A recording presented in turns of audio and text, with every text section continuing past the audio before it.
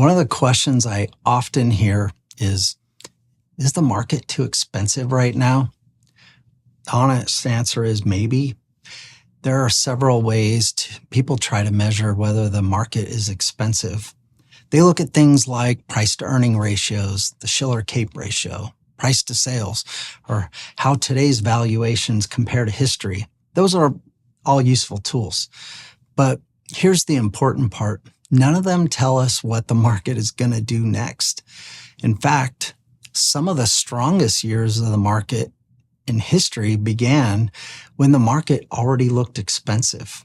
And some of the worst years started when valuations looked perfectly reasonable.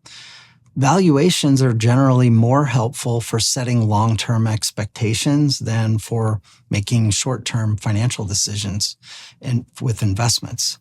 That's a really important distinction. So when someone asks me, should I wait because the market looks expensive? I usually ask a different question. What are you waiting for? Markets spend a surprising amount of time near all-time highs. That's actually what growing businesses are supposed to do over long periods of time. Instead of trying to predict whether the market is expensive next month, I think investors are better served asking, am I invested appropriately for my goals, both short-term and long-term?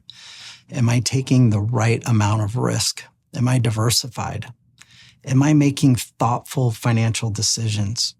Because over the long run, your behavior will almost always have a bigger impact on your financial success than whether you invested at a market that looked a little expensive. The goal isn't to find the perfect day to invest. The goal is to build a plan that works enough through expensive markets, inexpensive markets, and everything in between. I've never met someone who became financially independent because they timed the market perfectly. I met a lot of people who became financially independent because they stayed committed to a thoughtful plan.